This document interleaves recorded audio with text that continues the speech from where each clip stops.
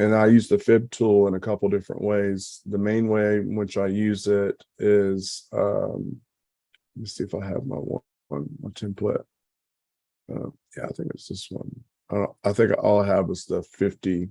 Yeah, okay. So all I have is the 50 EQ marked on this, because oftentimes what I'll do is I'll just kind of eyeball it and be like, all right, this is the 75% mark, right? That's halfway between this one and that one. If I pulled it from here up, right? So let me, I think I pulled it the other way. So if I pull it from the bottom up, right? This is my bottom, so it's 0%. Halfway between my 50% and my start, that's 25%. And then halfway between the 50% and the end is my 75. But you can add these other numbers in here. It's really easy. So if you go into your fib retracement tool and you go into the style selection, you can change the color of the trend line, which is the diagonal line. You can change the color and shape of both, right? But also the levels lines and whatever levels you use inside of those. Then over here, let's say you want 4 levels, right? Like you want your 0 and you want your 1, that's your 100%. And then you want your 50%, so you mark it 0.5. All right, and let's just say we want, our 25% and our 50%. Oops. So that would be point.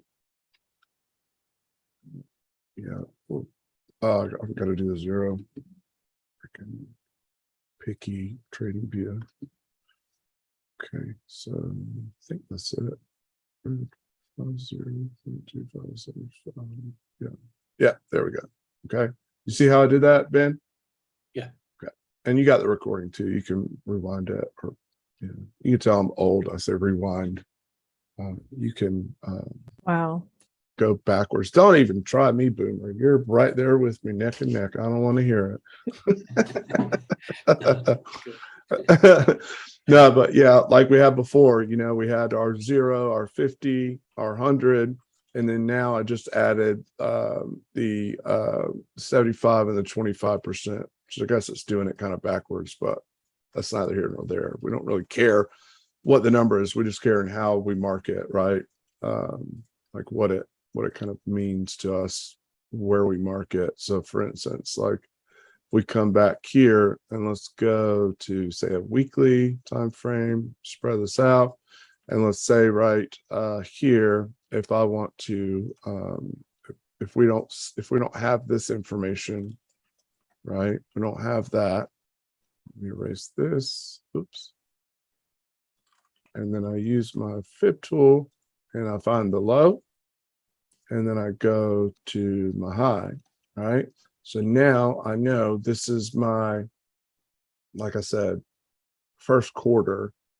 This is half and this is 3/4. However you want to frame it is fine. And then if I turn my replay tool off, like you can kind of see, like first it kind of had this little fractal bounce, 2 of them right in here on that one. Then if you come down to here, that's almost what it bounced on over here, right? And then if you come down to here, it kind of respected it. But now keep in mind, this is a weekly, right? So if we go to a 4-hour, you're going to get much more accurate information. So if I measure, for instance, from here to this, I'm measuring this high right here. Okay, I'm just going to bring it over. All right. So if all I saw was this move right here and a little bit of this, I would expect like, all right, well, if I want to go into an uptrend, I want it to bounce off of here or here. And like, look, you can kind of see it kind of pushes right through it right away. And then it uses it as resistance. And then bam, it dumps. And then it has a little bounce right on that first quarter, comes up, never even reaches the half point though, comes down, closes below it, wicks almost down to the start of the fib tool.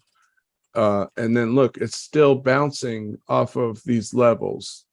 Obviously you're not going to use these levels as 100x trades solely, right? But they will help you. They will help you like that, be that magnifying glass, be that tool that you can use to dial in into an area. And it essentially, the most important part and thing that they do is they serve as a tool to speed us up, right? Because charting is time consuming. So the more charts we can cover, the more opportunities for trades we can come across. And, not to digress, but that is one of the things in which like I want to achieve with the community is everybody charting a bunch of assets, right? And us all sharing that information with each other, because we can cover a lot more ground together than we could ever imagine covering on our own. So it's just something that I would really like to achieve. But yeah, man, the EQ, the 25 to 75% kind of tool or layer of confluence, however you want to put it, is really powerful. Yeah. And I would just say too, like if you're messing around with it, to start marking like different ranges that have went in the past and just keep looking and see how it's interacting, because it's super clear how useful that can be. 100%. But I will use this sometimes if I'm actually using the fib tool for what it was created for, right? Like if I want to, let me open this up. Go to the settings. I got to change my template.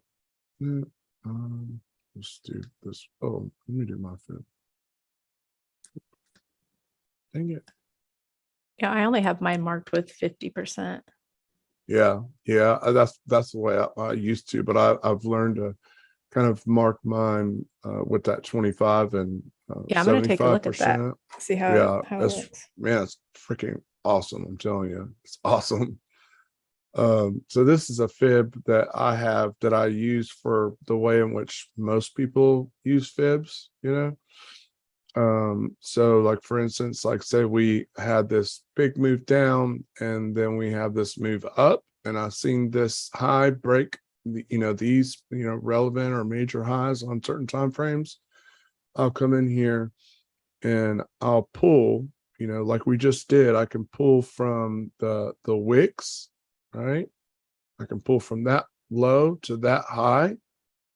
I'm just going to snap it over here, but I'm putting it on that one, right? And like if we zoom in here on this move down, look at where it first bounces. Bam, right on the EQ, right on that 50%. But then it loses it, and look, it bounces on the 618 perfectly, and then uses the previous one, the EQ, as resistance, comes down, has a bounce, little wick through right there on the next one, the 0.65. Comes down, gets pretty close to the next one, and then comes out. You can add more numbers in here if you want, but I've found these are the ones that are really kind of important, some of which line up with the previous fib tool we had. But the other way that I was just talking about to do it is to, instead of using the wicks, you can come in. Sometimes you need to zoom in a little bit. But you can mark the bodies, and then I'll come in and mark that body there. Okay. Oops, let me bring this over so we can see where we're at. I'll just roughly kind of line it up. There we go. All right, so now we're in this move down. So see, it's a little bit off compared to the last one. It wicks through that one a little bit, but it's real close, right? It's not a big difference. I guess the way in which I would say which one to use for you is how greedy do you want to be?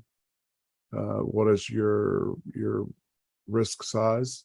Like what percentage? If you're willing to risk a larger percentage, then you can use kind of this one, right? Because it'll get you into more trades. But if you're not, and you really want to keep your capital super tight and not risk a lot, then the other one would probably suit you better. But like I said, this is the main way I use them. I may take a peek at the other one sometimes, but I mean, this way is really freaking, like, it is super beneficial, you know. You can just look at it the way it kind of hits these lines, you know. Obviously, like I said, they're not perfect, but we're not trading these levels. We're using them to help us. That's it, you know.